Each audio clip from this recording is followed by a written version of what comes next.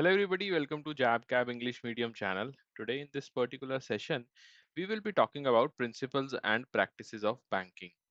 So in principles and practices of banking, what we have to cover today is a topic, a very interesting one, that is BCSPI. What do we mean by BCSPI? How it started in our financial setup? What is the most important committee which has proposed this particular setup? And when we talk about the exact questions which can be asked in the exam based on this topic, we'll be studying that as well today. So let's get started. But if you want the free PDF of this particular session, you can directly go to the description box and there you will find one link for virtual library. Fine, simply click on that and you can have the free PDF of this particular session after filling some details. So first of all, why do we need a particular institution or for that matter a body known as BCSPI? Some things which we have to remember, like there is a duty of secrecy and confidentiality when you talk about the banking services. A bank would be protected only if it discloses the affairs of the customers under certain legally permissible compulsions or circumstances. Apart from these circumstances, if you are directly giving the secrets of your customer to somebody else, that is not at all under the ambit of ethical banking. So, what are these circumstances where you can provide or disclose your information of the customers? Where disclosure is under compulsion of law, where there is a duty to the public to disclose, where interest of bank requires the disclosure, or for that matter, where the disclosure is made with the express or implied consent of the customer. Okay, so the customer wants to disclose his or her information, definitely you can. Then what are the laws under this compulsion of law? You can disclose the information of a customer based on certain laws. What are these laws? First of all, they are covered under the Bankers Books Evidence Act of 1891.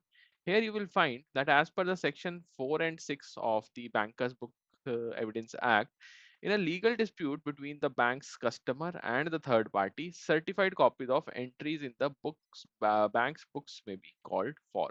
So, if there is a dispute, a legal dispute is ongoing between the bank's customer or a third party, then definitely the court can intervene and call for certain type of evidence which can be given only by the banks.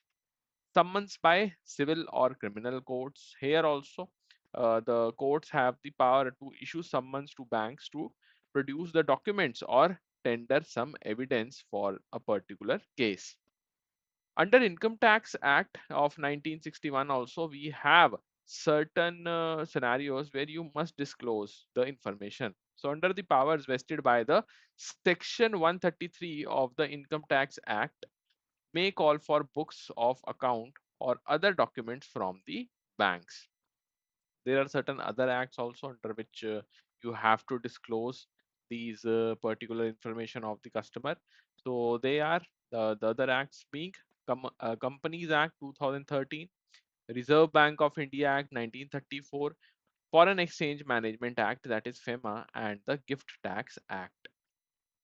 Now, once you know that whether we can provide the information of our customer or not, then comes the most important body related to the customer service, that is Banking Codes and Standards Board of India, commonly known as BCSBI. Okay, so when it was constituted, so back in November 2003, RBI constituted the Committee on Procedures and Performance Audit of Public Services under the chairmanship of Shri S.S. Tarapur. So always remember two things. What was the committee's name and who chaired the committee? So the committee's name was Committee on Procedures and Performance Audit of Public Services, and the chairman was the erstwhile Deputy Governor, that is Shri S.S. Tarapur. to address the issues relating to availability of adequate banking services to the common man. So we must define that what do we mean by the adequate banking services? That is the bare minimum services. Okay, so the services of bank must be available to everybody irrespective of their status. The committee recommended setting up of Banking Codes and Standards Board of India, that is BCSBI, on the lines of Banking Codes and Standards Board functioning in the UK. So we have one Banking Codes and the Standards Board which is there in United Kingdom. Similarly, we must have one particular board, that is BCSBI, for our country. It was registered as a separate society under the Societies Registration Act 1860 on 18th Feb 2006. So always remember, it is registered under the SRA 1860. It's not a trust, it's basically a society. What is the main objective? See, main objective is to plan, evolve, prepare, develop, promote, and publish the comprehensive codes and standards for bank for providing fair treatment to the customers. So in effect, you can say that this is a tool in hand of the customers so that they can have the best possible solution to their problems related to the banking industry. To function as an independent and autonomous body to monitor and ensure that these codes and standards are adopted by the banks, and not only adopted but also adhered to in letter and spirit while delivering the services to their customers. When we talk about the history of BCSBI, here you will find some advancements after it was formed. So BCSBI had, in collaboration with the Indian Banks Association or the IBA, evolved and issued two more codes. Fine, you can say two separate codes as well. One, the code for banks commitment to the customer. Okay, banks is the a particular bank is committing to the customer, which was issued back in 2006 and revised later on in 2018. Then we have the code of banks commitment to micro and small enterprises, which is commonly known as MSME, not MSME only, MSE code. Okay, we are not including the medium enterprises under its ambit. So medium enterprises are excluded here, and we have the specific code for MSEs, that is micro and small enterprises. This was released again in 31st on 31st May 2008, which was reviewed in 2022. So what is the present status? Why do we not hear much of BCSBI in today's world? Reason is simple, because it has been dissolved. Okay, right now we do not have BCSBI. It was an organization, or you can say a board, which dealt with the real life issues of the customers. But we now have, in place of BCSBI, the Consumer Education and Protection Department, CEPD, issued which has already issued the Charter of Customer Rights and considerably strengthened the ombudsman mechanism to enhance the customer or the consumer protection. So already we have this particular CPD department, under which we have now the robust ombudsman mechanism under your RBI OS scheme, that is Reserve Bank of India Integrated Ombudsman Scheme. After we have this particular scheme, there was no need of a separate board, that is BCSBI, to resolve the issues of the customers, because now we have a robust ombudsman mechanism. It is no more functioning. The codes issued by BCSBI continue to be applicable to the banks. What are the key commitments under the codes? Question can directly be asked related to the key commitments. So the commitments are very basic ones: to act fairly, reasonably in all their dealings with target customers, to help the customers to understand how banks, financial products and services work, to help the customers use their own account or any service offered by the bank, to deal quickly and sympathetically with things that can go wrong, to treat all the personal information of the customers as private and confidential.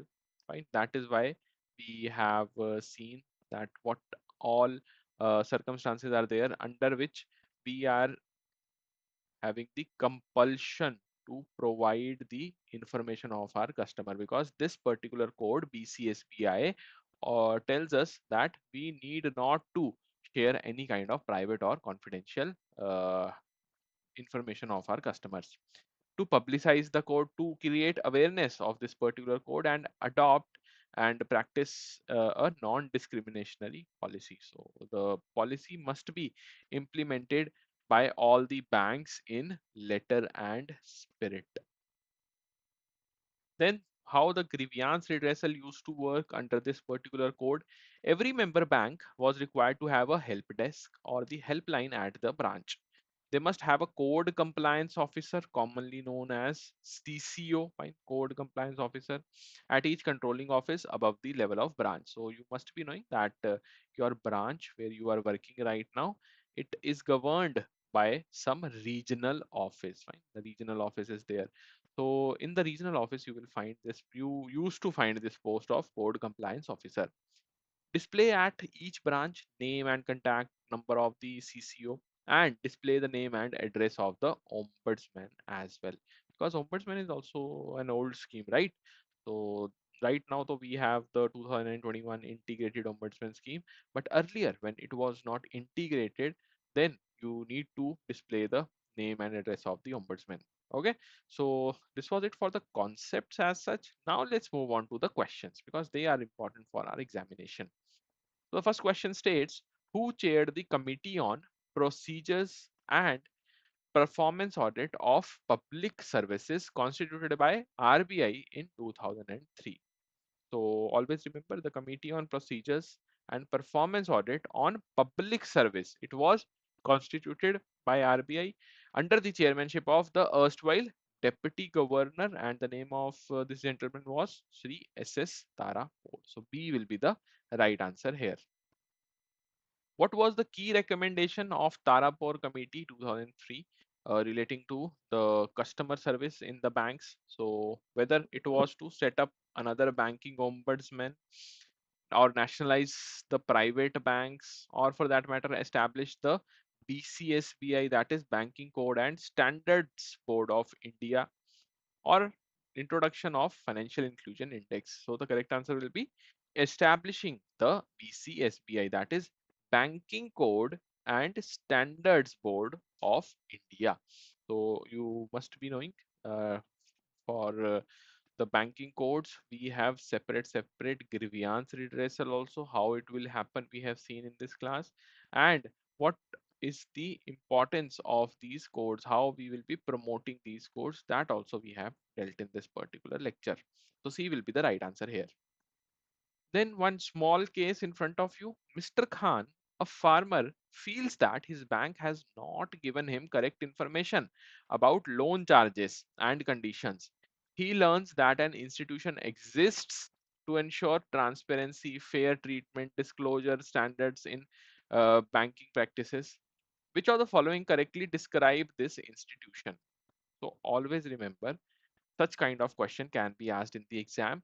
But here, just have a look, the institution that exists is written, but we have seen just now that BCSBI is no longer operational. It has been dissolved by the RBI.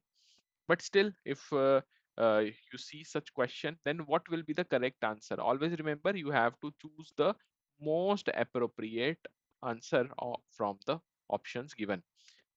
So such kind of institution was established on the recommendation of Tarapur Committee. Answer is yes. Independent autonomous body, so supported by RBI and IBA. It used to be supported by RBI and IBA. Provides voluntary codes of conduct for the banks as well. So all of the above will be the right answer, because these are the features or the characteristics under which BCSBI used to function. So D will be the right answer here. What is the status of the Banking Code and Standard Board of India? It continues to function as independent regulator. It was merged with the IBA. It was dissolved by RBI, or it was converted into the CPD department. So the correct answer will be it was dissolved by RBI. So C will be the correct answer here. Okay. So this was it for today's session. I hope that you have gained some confidence. If the question at all is asked based on BCSBI, you will be able to handle any kind of question. Now, if you are searching for study material, or for that matter, online classes from where you can directly cover your entire JAB exam syllabus, then JAB Increment Mahapack will help you immensely, because it not only includes the online lectures but also the practice books will be delivered at your address.